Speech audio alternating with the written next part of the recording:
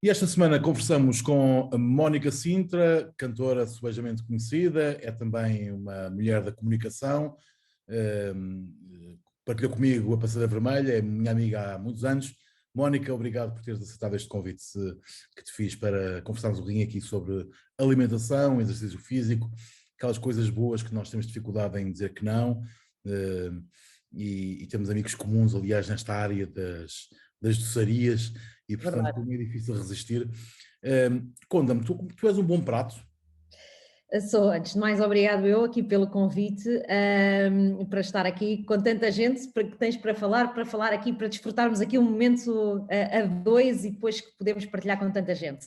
Olha, gosto de coisas, gosto de comer, e gosto de comidas bem condimentadas, e tenho uma tendência natural para os doces. Sou muito golosa. Portanto, se tu me disseres assim, preferes aqui um prato de enchidos ou de doce, eu sou aquela pessoa que vai logo para os doces sem hesitar. O que é uma dependência terrível, porque eu acho que toda a gente já percebeu que o açúcar de facto é um vício. É um vício e dos grandes, daqueles que deixa marcas. Tu sempre foste assim, gostando muito de comer e sem pagar no corpo a fatura do gosto de doces? Não, eu sempre paguei, porque eu sempre fui uma menina, em bebé e em criança era cheinha, bem mais cheinha do que os outros meus amigos.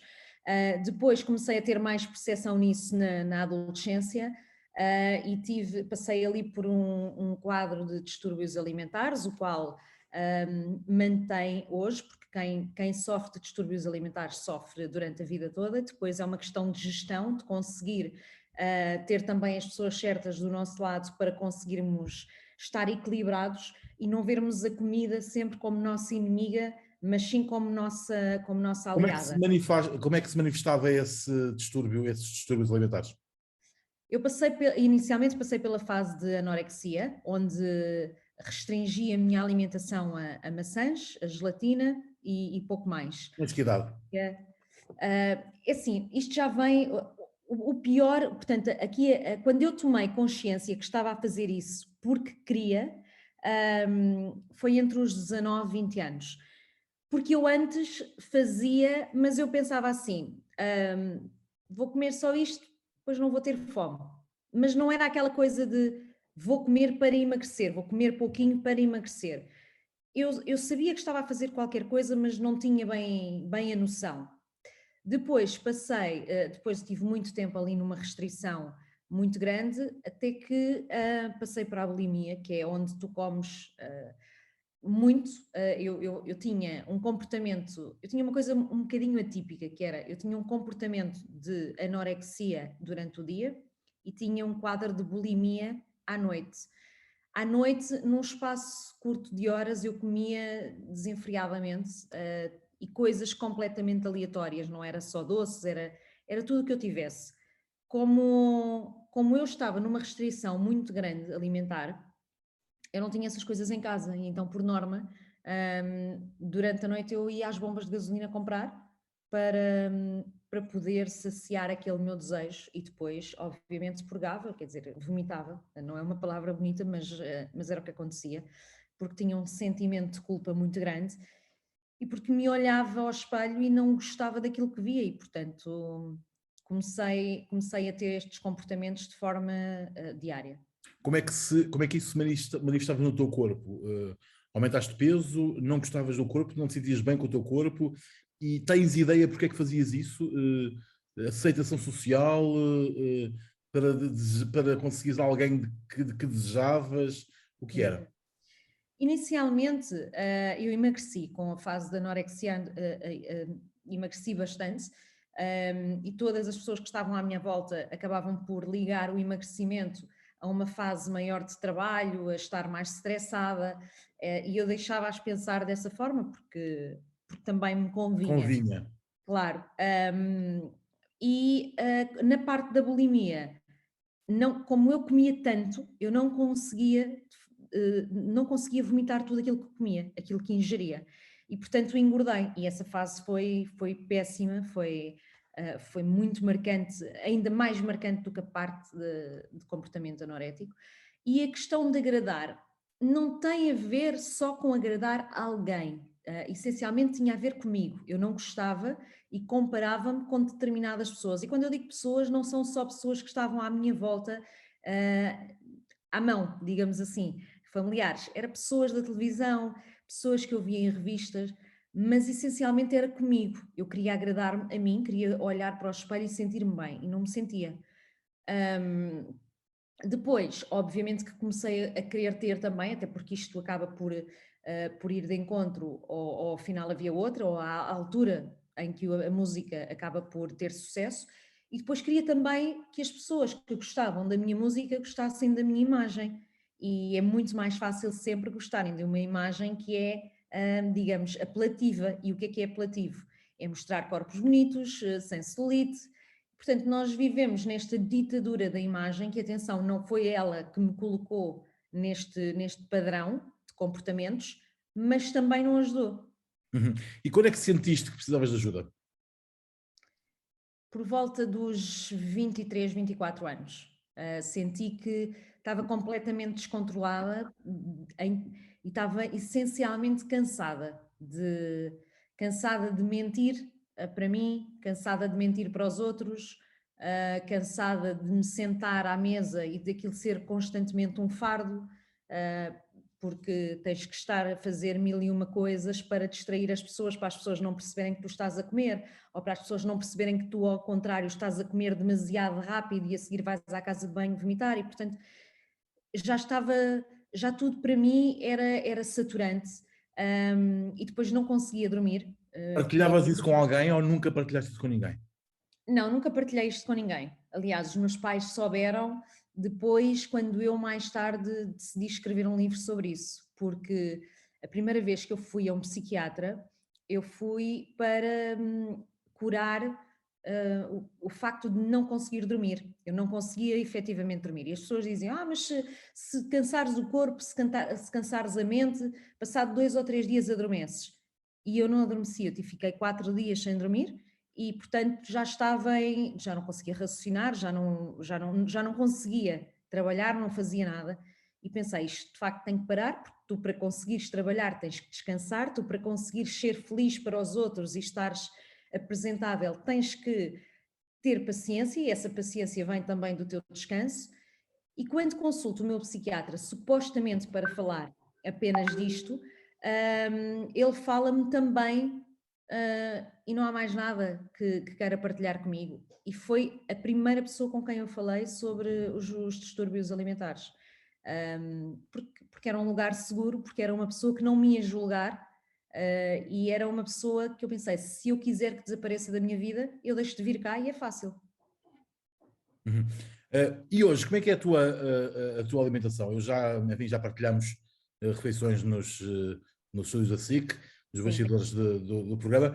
Como é que, o que é que tu comes, o que é que tu não comes, como é que é esse... Eu hoje em dia como de tudo, porque aprendi que quando eu entro, vou dar um exemplo, se eu tiver um videoclipe para gravar, eu entro em modo dieta e eu sei fazer melhor do que ninguém, porque passei por fases de restrição, portanto eu consigo meter a minha mente a pensar, eu não tenho fome, não precisas de comer, mas eu não gosto de a colocar nesse lugar, porque eu sei que não é saudável. Mas depois de eu estar estes dias a fazer isso, que não é saudável, eu engordo ou volto a ganhar o peso que tinha. Porquê? Porque não fiz nada equilibrado. Portanto, hoje em dia, de facto, a palavra-chave para mim é equilíbrio. Eu como de tudo. Se eu quiser comer um doce, eu como. Sei que já excedi e, portanto, tenho que me disciplinar.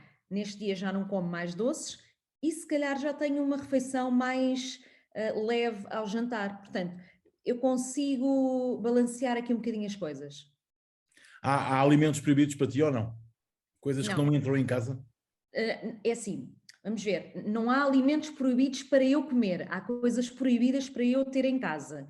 Por exemplo, eu não compro batatas para fritar, porque adoro, eu não compro pipocas, hum, mesmo aquelas batatas de pacote que o meu filho gosta, eu tenho aquelas que eu gosto menos, para não ter tendência a comer.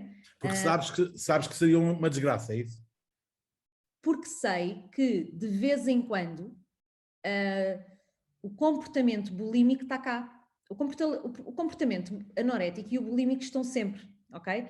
É um bocadinho como aquele anúncio de antigamente do anjinho e do diabinho. Eu estou sempre neste patamar, que é, podes comer à vontade, porque depois fazes exercício físico ou tomas qualquer coisa e emagrece. E o outro a dizer, não podes, és fraca se comeres. E, portanto, eu passo a vida, e isto é uma gestão entre estes dois pensamentos, muito desgastante. E, portanto, para eu não ter que fazer esta gestão, eu nem sequer tenho aqueles alimentos que eu sei que sou propícia a. Portanto, a Mónica anorética e a Mónica bulímica continuam a povoar a tua cabeça.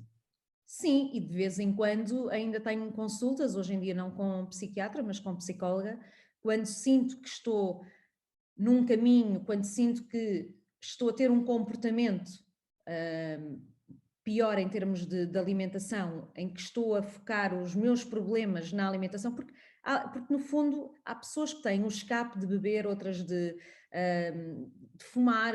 Eu tenho, o meu escape é a comida, e portanto é uma questão emocional. Conforta-te.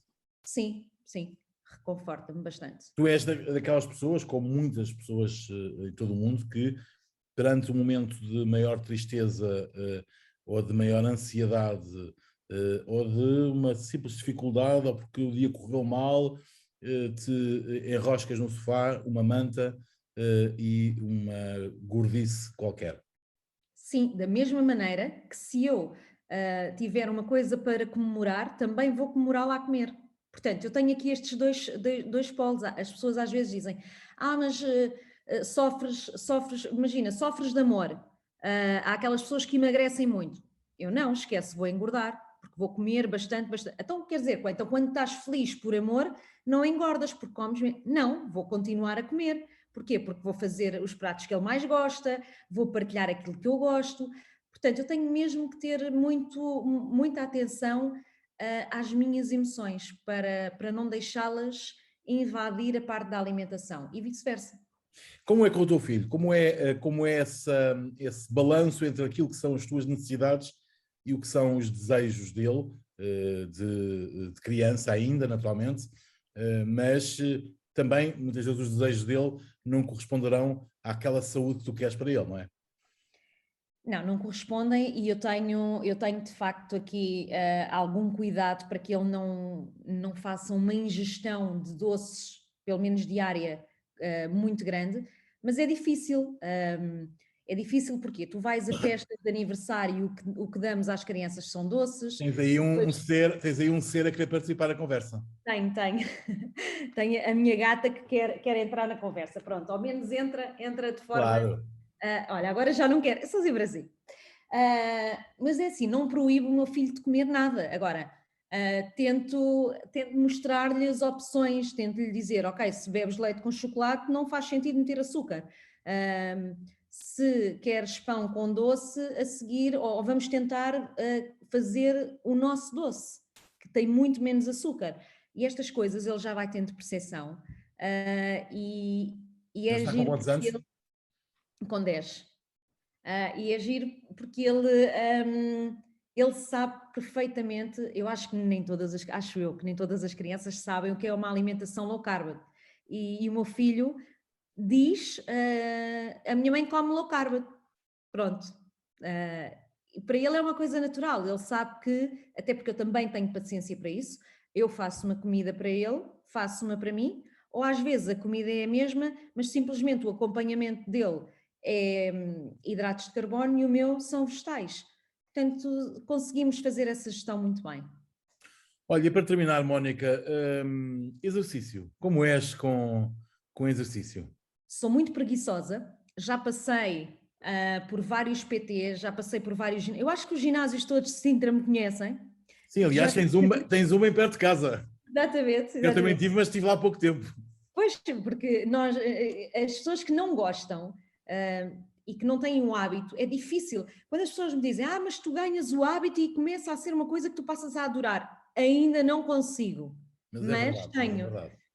Tenho uma PT comigo já há 3 anos, que não te sei explicar muito bem como, ela sabe-me levar lindamente. E, portanto, dou por mim, de vez em quando, a não me apetecer treinar, mas a marcar treinos. E, e eu acho que isto é importante, acho que é importante nós escolhermos o exercício adequado para nós. Se tivermos possibilidade, a pessoa para nos acompanhar, que nos obrigue, e quando eu digo obrigue, é criar um compromisso, não é tirar-nos da cama, não é? E portanto, eu faço sempre 2 vezes por semana, isto é o mínimo, mas depois deveria fazer mais, até para ter os resultados que eu quero, mas sou muito preguiçosa. E caminhadas não, nem corrida, nem. Caminhar, gosto muito de caminhar, até porque eu tenho um passo muito acelerado, portanto a minha caminhada é quase uma corrida, e portanto gosto muito de caminhar e felizmente vivo numa zona em que o posso fazer e é muito bonito poder desfrutar da natureza desta forma. Mónica, querida, agradeço-te muito este bocadinho e também a disponibilidade e, sobretudo, a forma com que te deste a este momento, partilhando coisas que provavelmente muitos dos nossos espectadores não conheciam, apesar de elas serem públicas, que já as tinhas contado, mas Sim. provavelmente muitos deles não conheceriam, e é sempre um gesto de muito altruísmo essa capacidade de partilhar com os outros coisas que não têm de ser não têm de ser escondidas nem esquecidas, antes porém devem ser mesmo partilhadas e faladas, porque elas podem ajudar outras pessoas que estão em situações idênticas. Muito obrigado, um beijo grande e já estou cheio de saudades tuas. Agora tu estás de manhã e eu estou à noite, portanto Verdade. já não nos cruzamos nos corredores. Estamos em turnos diferentes. Olha, muito obrigada e muitos parabéns pelo caminho que tens feito, não só por ti, mas também aqui na internet, partilhando todos estes conteúdos com estas pessoas. Obrigada.